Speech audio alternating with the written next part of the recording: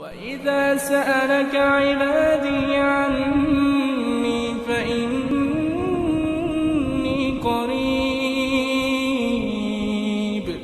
أجيب دعوة الداع إذا دعان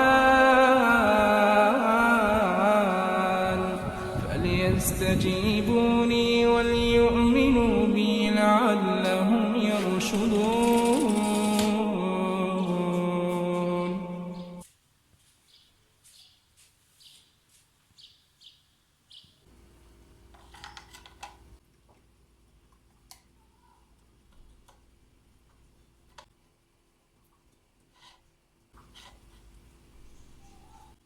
مرحبا صبايا، كيفكن؟ اشتقتلكن كتير ورجعتلكم بفيديو جديد. اهلا وسهلا فيكم كلكم، نورتوا قناتي. اهلا وسهلا بالصبايا الجداد يلي انضمت لقناتي جديد. بدي رحب فيكم من وين ما كنتوا عم تتابعوني. الروتين اليوم غير شكل، مختلف عن الروتينات اللي قبل. روتين النشاط وشيل وفرك السجاد، يعني مثل كل الصبايا. اكيد هلأ اول ما نفيه منبلش نركض لنشوف من وين بدنا نبلش بالتعزيل. في منن ببلشوا بالسجاد وصبايا بخزاين التياب او بخزاين المطبخ. خبروني صبايا انتو اي منن واي شي بتبلشوا باول اشي، وبلشتوا بالتعزيل ولا لا؟ واكتبولي بالتعزيل وين صرتوا، واذا بتحبوا التعزيل او لا. انا بصراحة لو كتير متعب التعزيل، بس انا كتير بحب التعزيل. هيك بتعطي للبيت طاقة من جديد وفرز للبيت من اي غرض بدك اياه او ما بدك اياه. كله بيرجع جديد ومرتب كأنه لأول مرة بتسكني فيه من جديد. مع انه على طول بتضل ايدينا بالبيت وبكون نظيف، بس سبحان الله وقت تيجي تعزلي بتلاقي هيك كل شي عم يلمع وبتحسي بالفرق. هلا هون مثل ما شايفين عم بعمل فطور لإلي، وقاعدة هيك عم زبط ودلل بحالي.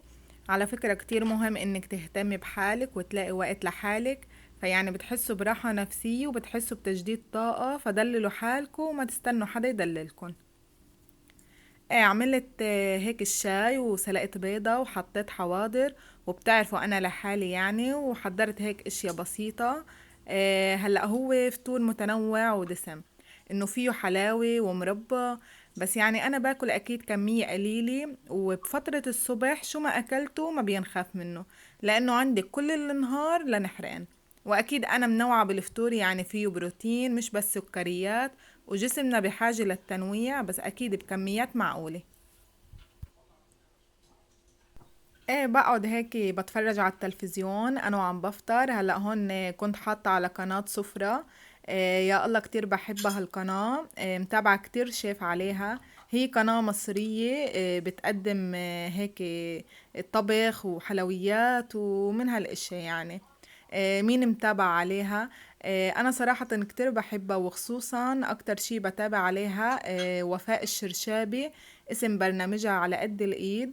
وبحضر هيدا الشيف الشربيني، يا الله ما اهضمه واكله خرافي. وبهالحلقة يعني كان عامل صينية بطاطا بالدجاج وكشري بالعدس الاصفر والسينابون وعصير البطيخ بالاناناس.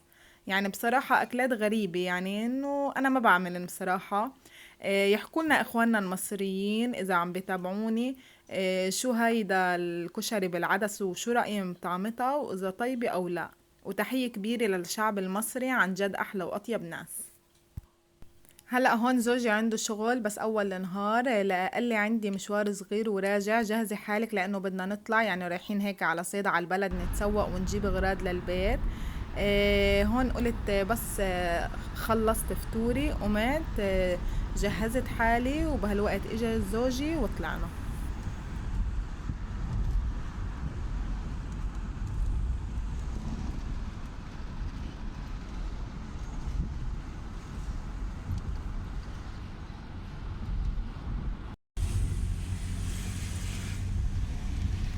وهلا هون بطريقنا على صيدا على البلد وهلا رح اخد رايكم بشغلي، واكتبوا لي بالتعليقات اذا عم تحبوا هذا الشيء، وانه شارككم دائما لوين رحت وشو جبت وشو اشتريت ولا لا.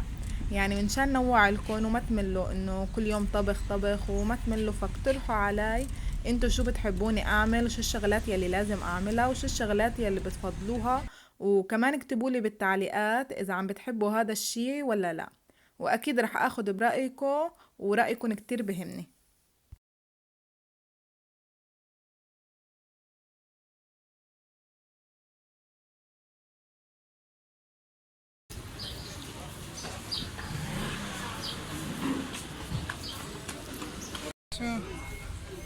بدها تمشي بس صغيرة.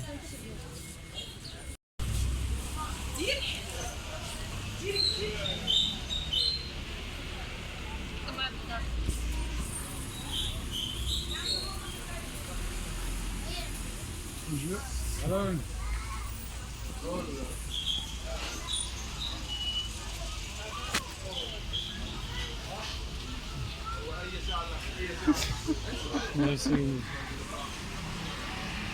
نجيب صيني. صيني.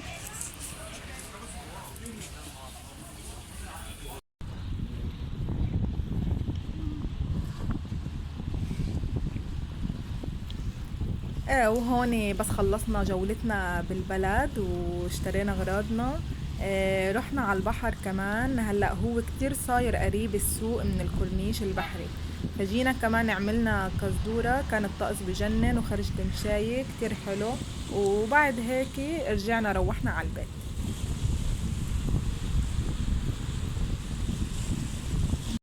هلأ هون اجينا على البيت، وكنت حاطة براسي اني بدي اشيل السجاد.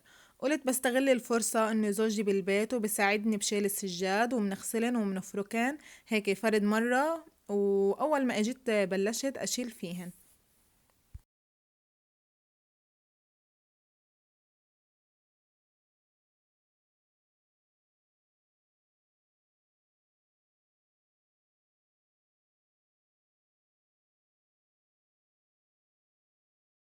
وهون بعد ما شلت تعيت القعدة، فتت على الصالون وبدي شيل تعيت الصالون كمان. اجيت اشيلها اول شي من الطاولة، وبعدين لفيناها، وكلن كنت هيك طلعن على لبرا على البرندة كرمال بدي اغسلن برا. انا خليت انفرد مرة بالارض، انه قلت بشيلن وبغسلن بنفس اليوم، مش هيك انه بشيلن مثلا وبضبن وبلفن على جنب وبعدين مثلا برجع اطلعن واغسلن.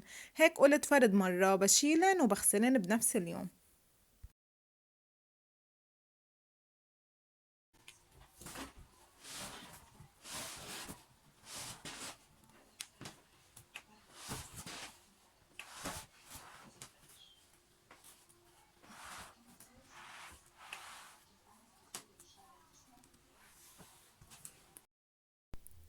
وبعد ما شلت كل السجادات وطلعتن لبرا، حطيت بالجاط دواء غسيل بودرة ودواء غسيل سائل ومعطر داوني. بيعطي كتير ريحة حلوة لغسل السجاد وبيعطيه النعومة غير شكل. وحطيت هيك الفرشاي كرمال انه ابلش نفرك بالسجادات.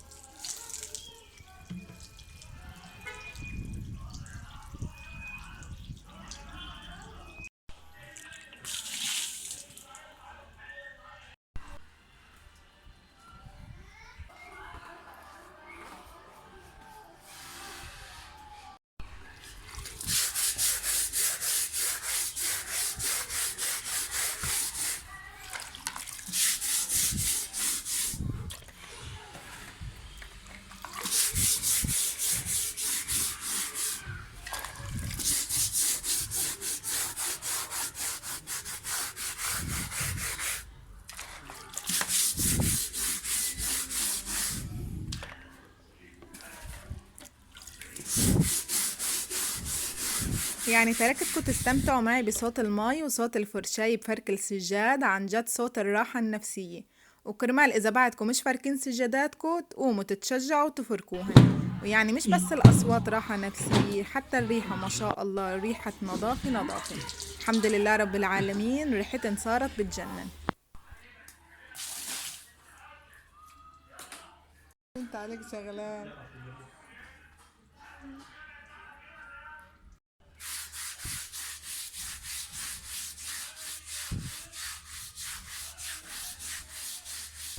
يعني أول شي بنعمل بالدور بفركها أنا أول وبعدين زوجي بيفركها لحتى تنضف، يعني بنعمل دورية. وحتى شوفوا ما يعني ميتن نظيفة ولا حلت ولا شي، بس إنه الواحد هيك ما بيقدر يربن بدون ما يغسلن ويرتاح باله إنه هن نضاف. غير شكل لما بنفتحن الشتوية الجاي ومنلاقيهن هيك ريحتن بتشق القلب، بيكونوا هيك كلن نضاف. هلأ فينا بريج، بس أنا بحب أدلق المي دلق، بحس إنه أنضف. ايه زوجي كان يعبيلي مي ويدلق ويحملي هن وينشرن على البرندة، لأنه بتعرفوا السجادة مع المي بزيد تقلى، إنه بدك مساعدة. الحمد لله رب العالمين ساعدني والله، وربنا يعطيني ألف عافية أنا وياه، عن جد تعبنا. هلا اول شي انا ببلن بالمي وبحط الصابون وبفركن، بس خلص بغسلن بالمي وبشطفن، وبعدين هيك بركيهن على الحيط ليتنشفوا لحالن، وبعدين اللي بتشمسوا وهيك لحتى ينشفوا، وبربطن وبضبن. يعني انا هيك طريقتي بفرك السجاد، وهيك سويتن كلن بهالطريقة.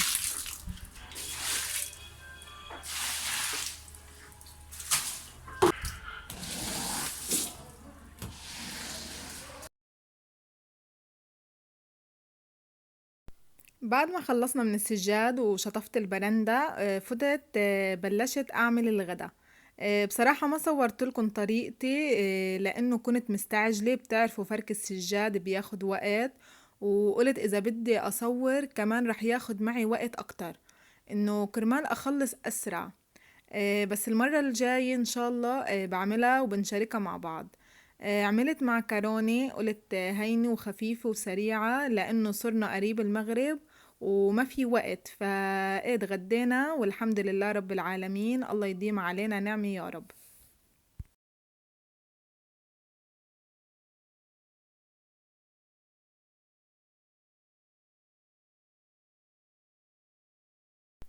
هلأ هون المسا بعد التعب، قلت لجهز لسهرتنا، لازم نكافئ حالنا بسهرة حلوة. ولو تعبانة بس عن جد كتير مبسوطة انه خلصت من السجادات ومن هالهم الكبير، لانه شغل البيت انه بتشتغلي كل يوم شي شوي شوي هيك لحتى انه تخلصي، بس السجاد عن جد بتحسي بده جهد وتعب. يعني الحمد لله زوجي معي، لأنه لحالي إنه ما بقدر، بتحسي كتير صعب. حتى يعني فرك السجاد من إيدين الرجال بتحسيها غير، عن جد همتن أقوى مننا بكتير، يعني غير حملان السجاد ونشرن، يعني هاي الشغلة عن جد بدها رجال. ايه والحمد لله رب العالمين، الله يخلي لكم زواجكم وحبايبكم ويعطيكم ألف عافية. أكيد كلكم هلأ مثلي بلشانين بالتعزيل.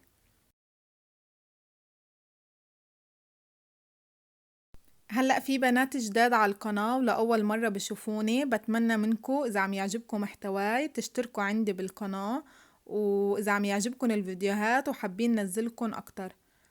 أنا بدي يعني هالفيديو يوصل لأكتر عدد من اللايكات ليوصل عدد كبير من المشاهدين، والناس كتير تشوف الفيديو ونتشجع ونوصل الفرحة لكل البيوت.